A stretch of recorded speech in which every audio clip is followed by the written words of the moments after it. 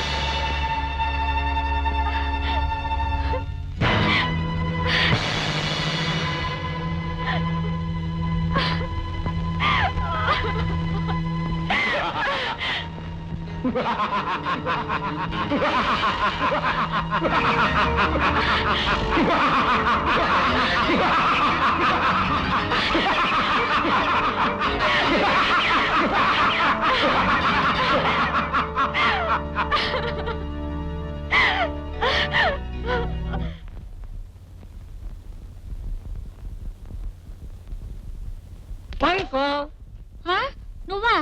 గాడిదవు మనిషి ఎలా అయ్యావు?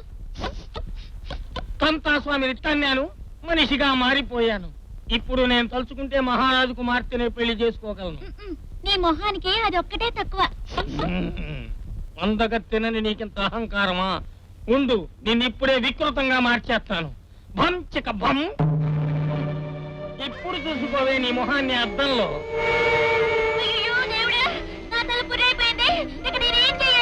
ఏడవాలి. వికారమైన నీ ముఖాన్ని చూసి అందరూ భయపడి పారిపోవాలి. వస్తా, ఇక నీ గతి అధోగతి.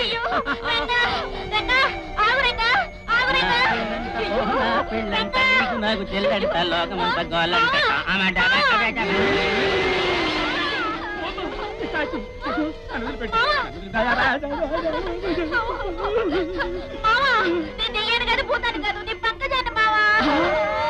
పంకజం, ఏమిటనికి వికృత రూపం? జై వీర హనుమాన్! ఇప్పుడే వెళ్ళి వాడిని పొడి చేస్తాను, నరికేస్తాను, కొరికేస్తాను. ఏడిశావు. భంచిక భం. నిజమా? ఆ గ్రామాధికారి దగ్గరికి వెళ్ళి ఆ రంగడి మీద ఫిర్యాదు చేద్దాం పదా.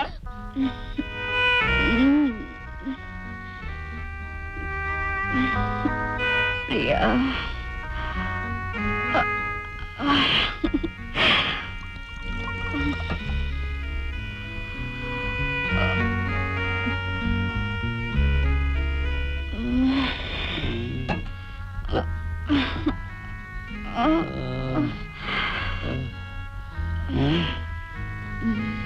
కాదనే ఇంత విశాలమైన నీ మందిరానికి ఏ ద్వారము లేదు, ఏ రక్షణ లేదు. ఇంత బట్టబయలుగా ఉన్న నీ భవంతికి ఏ దుష్ట శక్తులైనా యథేచ్ఛగా రావచ్చు, పోవచ్చు. నువ్వు లేనప్పుడు ఏ మోహినైనా వచ్చి నన్ను ఎత్తుకపోతే అది అసంభవం ప్రియా. నేను లేనప్పుడు ఎవ్వరు లోనికి రాలేరు, బయటికి పోలేరు. అటు చూడు, ఆ సర్పకేతువు అదృశ్య శక్తితో వారిని అడ్డుకుంటాడు. అతడు అడ్డు తగలకుండా ఉండాలంటే ఆ సర్పకేతువును వెనక్కి తిప్పి అతడి దృష్టిని మరల్చాలి. కామిని, కామిని, నీ తనువులోని ప్రతి అణువును ముద్దుల ముద్రలతో మురిపించాలని, పువ్వు చెండులా నలిపియాలని, పండులా కుర్రకియాలని. చెయ్యి ప్రియా, అలాగే చెయ్యి. అదే అదే నాకు హాయ్ హాయ్.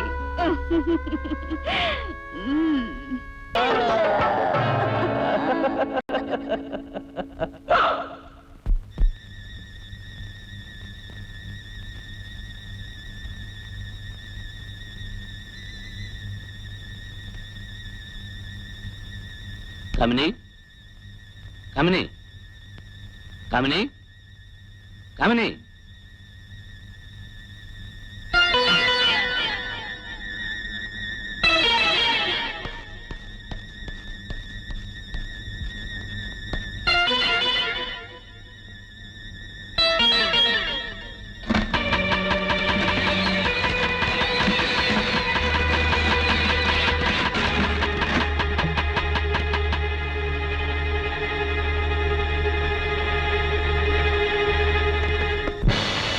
వంచకుడా, కామిని, నీ మాయ మాటలతో నన్ను తాగించి ఇక్కడి నుంచి పారిపోతున్నావా? ఈ కామినికి ఒళ్ళంతా కళ్ళేనోయ్. ఇంతవరకు నువ్వు నా పగకాడివని నమ్మాను. ఇప్పుడే తెలుసుకున్నాను నువ్వు నా పగవాడివని. నిన్నేం చెయ్యాలో నాకు బాగా తెలుసు. ఆ?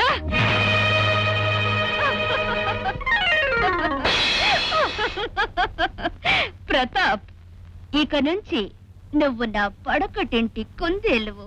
కామిని కామిని, నేను నీకేం ద్రోహం చేశానని నన్ను కుందేలని చేశావు? నీకిది న్యాయమా?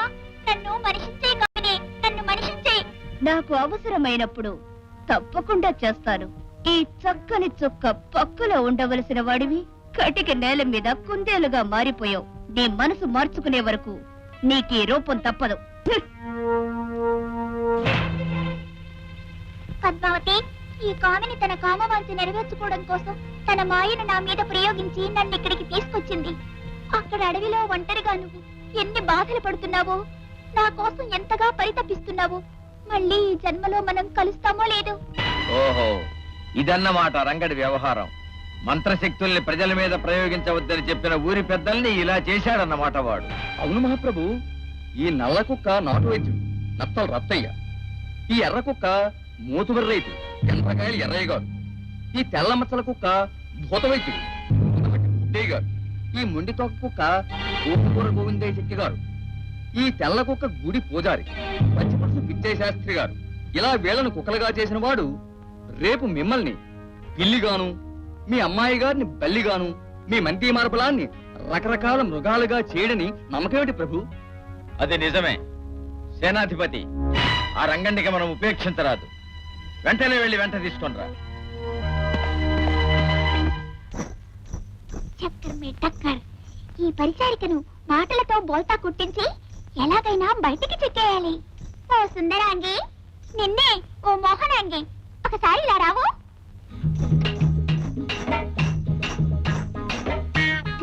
ఓహోహోహో, ఏమి నడుము నీ నడక, ఏ నడక, హంస నడక. నీకు మాటలు కూడా వచ్చునే? మాటలే కాదు, పాటలు కూడా వచ్చు. ఇది పాడు చూద్దాం. నా గొంతుకు గట్టిగా తాడు బిగించి ఉంటే ఎలా పాడను? ముందు ఈ తాడు విప్పేసాయి. బుల్బుల్, నువ్వు చాలా మంచిదానివి. అబ్బా, నీ ఒడి వెచ్చగా ఉంది. ఊరికి నిమిత్తి ఏం లాభం? ఒకసారి నీ భుజం మీద కూర్చోబెట్టుకోవా? నిజంగా నువ్వెంత ముద్దొస్తున్నావో. నన్ను ఒకసారి ముద్దు పెట్టుకోవా? ముద్దు ముద్దు ముద్దు ముద్దు, నీ బుగ్గ ముద్దు, నీ సిగ్గు ముద్దు, నీ కళ్ళ ముద్దు, నీ ఒళ్ళు ముద్దు, నీ పళ్ళ ముద్దు, నీ ముక్కు ముద్దు, అది ముద్దు, ఇది ముద్దు, అక్కడ ముద్దు, ఇక్కడ ముద్దు. కోమలాంటి పాట పాడి పాడి నా నాలుక పిడుచుకట్టుకుపోయింది. కొంచెం పాలు నీళ్ళు తెచ్చి నా గొంతు తడపవు? అలాగే తెస్తాను, ఇక్కడే ఉండు. తొందరగా రా, నేను ఆగలేను. చక్కర్ మీ టక్కర్, అది తిరిగి వచ్చే లోపునే ఇక్కడి నుంచి తప్పించుకోవాలి.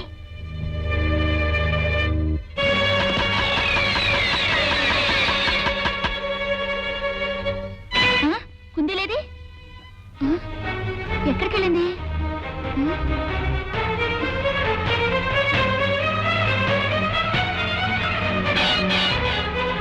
మాయదారి కుందేలు పారిపోయింది.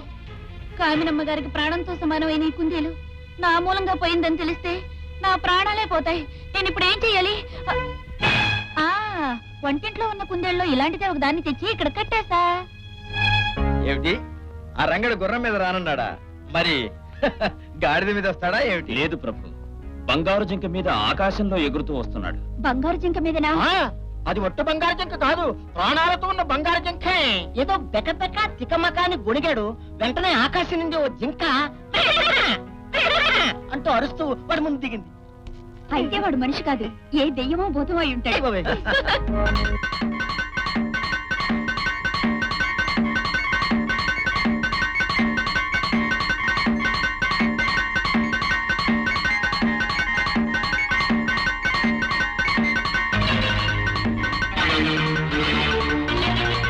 జమాజం. ఓహో రాజకుమారి, నీ అందమే అందం. నీ తలుపు చూసి నా మనసు పువ్వులా విచ్చుకుంది. తలపు రివ్వముంది, వలపు జివ్వుంది. ఆపు నీ అధిక ప్రసంగం. అయితే చెప్పండి అసలు విషయం. నీవు నీ మాయాజాలంతో ఏవేవో వింతలు చేస్తూ మనుషుల్ని జంతువులుగా చేస్తున్నావట. అవును, నన్ను అనవసరంగా అవమానిస్తే నేను ఊరుకుంటానా? మంత్రశక్తితో మనుషుల్ని జంతువులుగా మార్చడం, ప్రజల్ని భయపెట్టడం మహానేరం.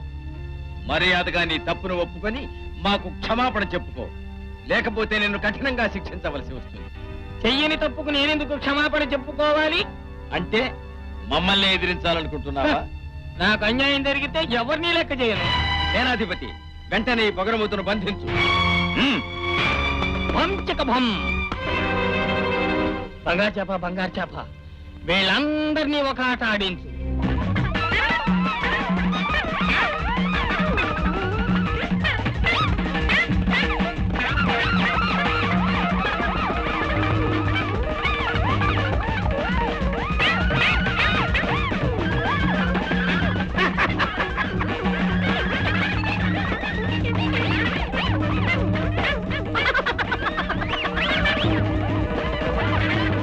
మహారాజు, రాకుమారి తప్ప మిగతా వాళ్ళందరూ బయటికి దౌడు తీయాలి.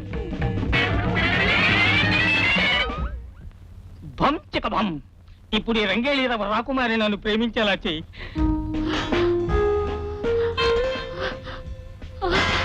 రంగా, నా ముద్దుల రంగా, నా మోహన రంగా, రా రా. ఇదిగో దిగి వస్తున్నానే నా శృంగార గంగ. నువ్వు కనిపించకపోతే నా మదిలో ఏదో బెంగ. నా పరుగే ఒక దొంగ. అమ్మా పరిమళ. రంగా, నా అంతరంగా, నా ఆనంద రంగరంగా, నన్ను నీతో తీసుకువెళ్ళు. అలాగే నా అనురాగ గంగ. పరిమళ, నన్ను వదలండి, నా మనోహరుని చేరుకోవాలి. ప్రియా. రంగా, నీ మంత్రశక్తిని ప్రత్యక్షంగా చూచాం. నువ్వు నిజంగా గొప్పవాడి. చూడు, నీ మూలంగా అభౌశుభం తెలియని మా పరిమళకు మతి భ్రమించింది. ఆమె యథాస్థితికి వచ్చేంత వరకు నువ్వు ఈ మందిరం విడిచి వెళ్ళు. ప్రియా, వద్దు, నన్ను వదిలిపోవద్దు. నువ్వు లేకపోతే పోనే పోదు నాకు పొద్దు. మన ప్రేమకు లేనే లేదు సరిహద్దు. ఇచ్చిపోవో ముద్దు. చూశారా మహారాజా నా ప్రతాపం? ఇక మీ కూతురికి నేనే గతి, నేనే పతి. పోగొట్టుకోకండి మీ మతి. మనోహరి, ఈసారి నీ ఏకాంత మందిరానికి వచ్చి కలుస్తా. వస్తా. చల్ చల్ మేరీ సోనేకి జింకా.